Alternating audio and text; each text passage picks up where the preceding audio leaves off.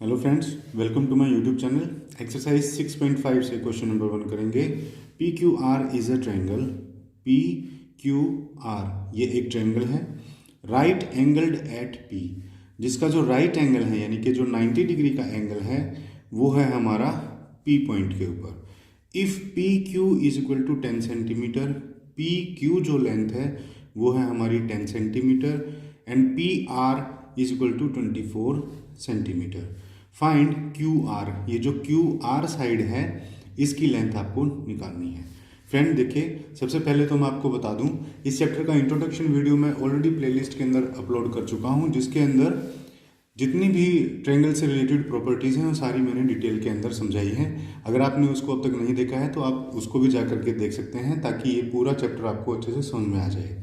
Anyways, ये जो पूरा एक्सरसाइज है फ्रेंड, ये हमारा एक ही प्रॉपर्टी के ऊपर बेस्ड है और वो प्रॉपर्टी रिलेटेड है राइट एंगल ट्रायंगल से।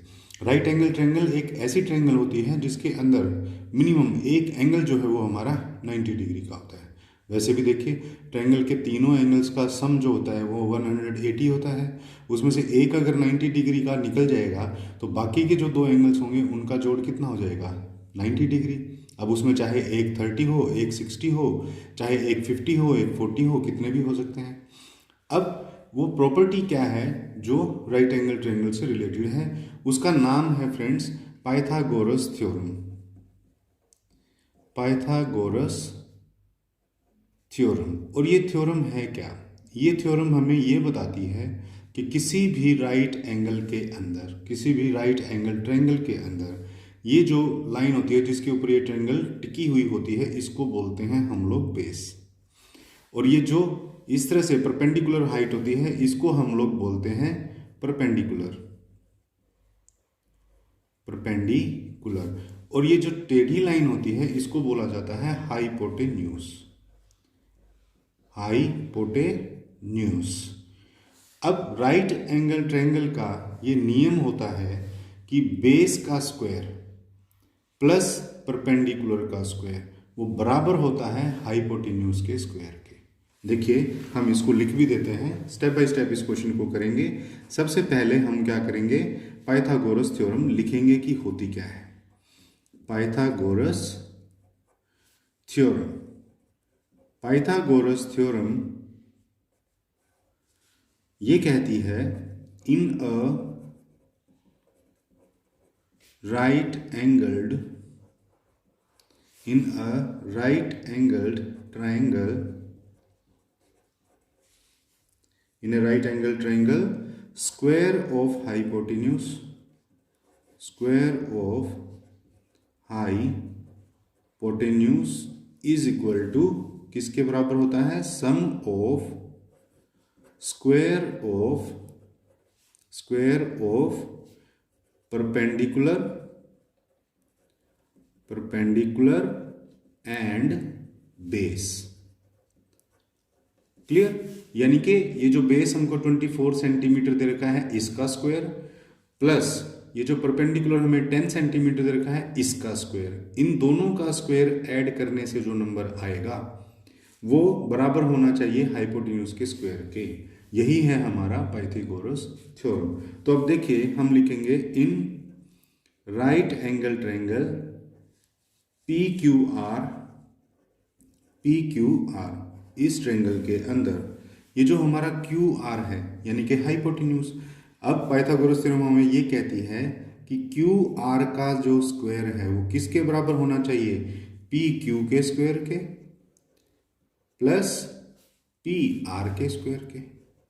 यही है पाइथागोरस थ्योरम, जो कि ये बताती है हाइपोटेन्यूज का स्क्वायर यानी क्यू आर का स्क्वायर बराबर है पी क्यू का स्क्वायर प्लस पी आर का स्क्वायर, यानी परपेंडिकुलर का स्क्वायर प्लस बेस का स्क्वायर।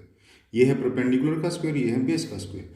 बस यहीं से हमारी जो है वो क्यू आर की वैल्यू आ जाएगी। देखिए कैसे, क्यू आर स्क्वायर हमें निकालना है, पी क्यू हमारा कितना है, पी क्यू है हमारा 10, तो ये हो जाएगा 10 का स्क्वायर प्लस पी आर है हमारा कितना 24, तो ये हो जाएगा 24 का स्क्वायर। और यहाँ पर सामने आप क्यू आर का स्क्वायर अभी लिखते चलिए, क्योंकि क्यू आर तो हमें निकालना ही है। अब देखिए 10 का स्क्वायर होता है 100। स्क्वायर का मतलब क्या होता है, उस वैल्यू को 2 बार गुना करना, तो 10 गुना में 10 100। प्लस 24 का स्क्वायर होता है 576। जब आप 24 को 24 से मल्टीप्लाई करेंगे तो 576 ही आएगा, और ये है हमारा QR का स्क्वायर के बराबर। अब देखिए 100 में 576 प्लस करेंगे तो ये आएगा 676, और ये क्या है QR का स्क्वायर। अब हमें क्या करना है, हमें तो वैल्यू निकालनी थी QR की, तो और यहाँ है QR का स्क्वायर, तो इस QR को इधर ही रखिए। यहाँ था हमारा 676, और ये जो स्क्वायर है ये जब इधर ट्रांसपोज होगा तो इसका मतलब होगा कि ये अब स्क्वायर रूट बन गया है। ओके, तो अब 676 का जो है वो आप स्क्वायर रूट निकाल लीजिए। वो हम कैसे निकाल सकते हैं, वो हम प्राइम फैक्टर से निकाल सकते हैं। देखिए 676, इसका आप स्क्वायर रूट निकाल लीजिए। ये 2 से डिविजिबल है, 2 3 जार 6 और 2 3 जार अगेन 6 और 1 कैरी हुआ, और 8 2 जार होता है 16, यानी कि ये 3 3 8 पर गया हुआ है।